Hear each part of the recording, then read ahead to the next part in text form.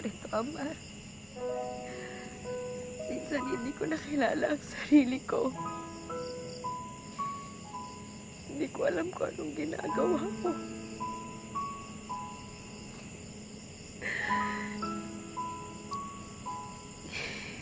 Hindi ko kayang lumaban.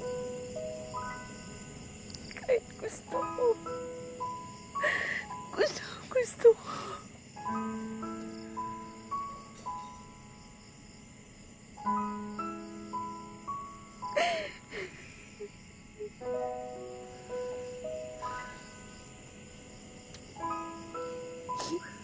Kakayanin natin to, Nora.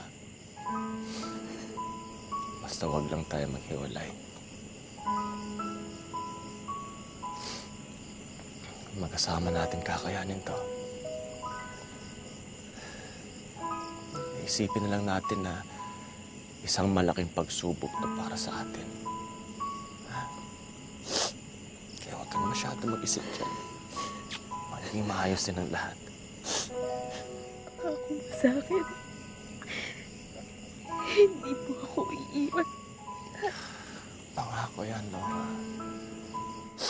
Hindi kita iiwan. Nandito lang ako. Pangako yan.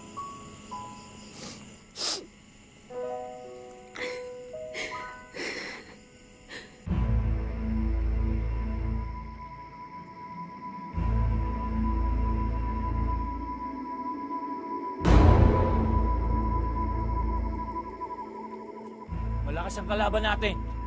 Humanda kayo.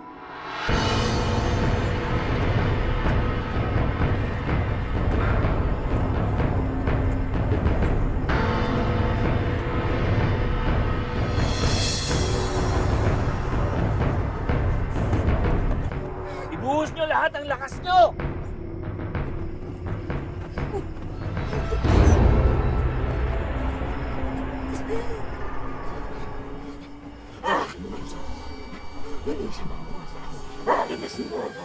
Lisanin niyo siya! Lisanin mo siya! Mas malakas ako sa'yo!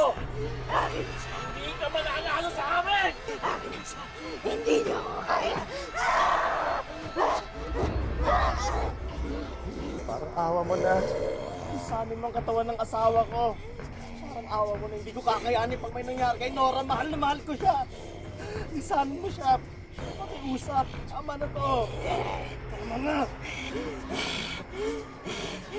Ibabalik ko siya sa'yo. Papangako mo sa akin. Mamahalin mo siya. At hindi mo siya sasaktan. Oo. Pangako. Pangako. In nomine Patris, Filii, Spiritus Sancti. Sa ngalan ng Panginoon, iniuutos ko sa iyo na layuan mo ang katawan ng taong ito!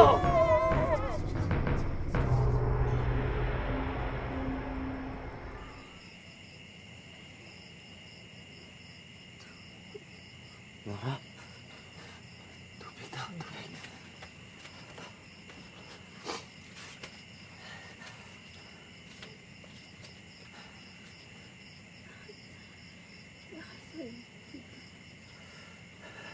Ma, pinagamot kita.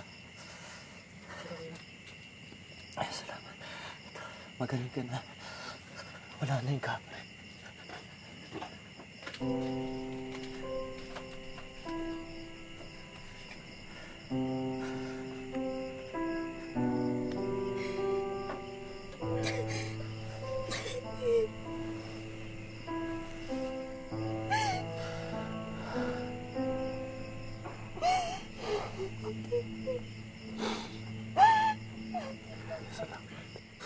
Salamat.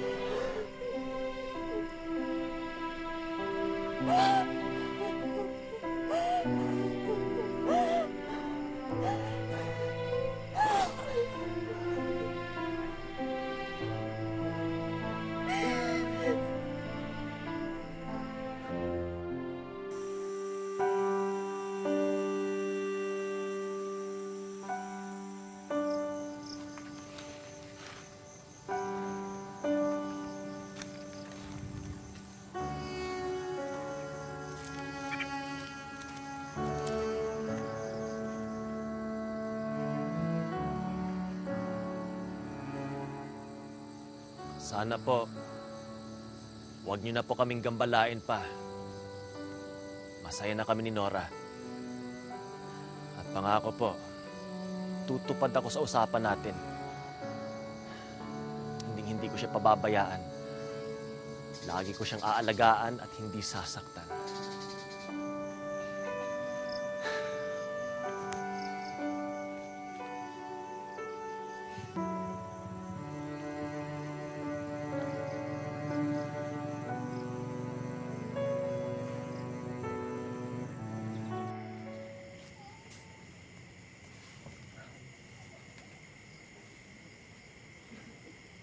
Ma?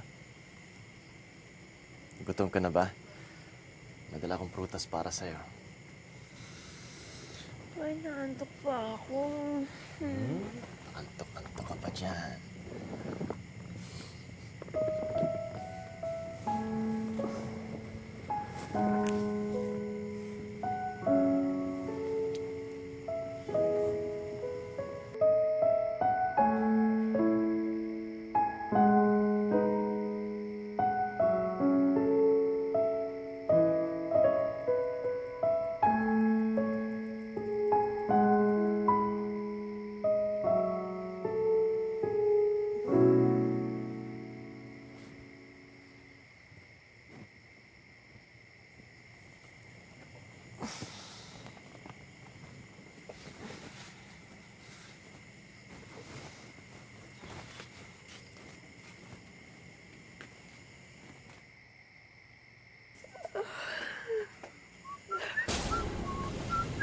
Ma? Ma, kumain ka na ba? May dala akong pasalubong para sa'yo. Kararating mo lang ba? Oo, pasensya na talaga dahil may nagpatid sa kabilang baryo eh. Ayoko sana dahil baka walang sumabay pabalik. Pero naisip ko rin, sayang yung kita, di ba? Tara, kain tayo. Ma?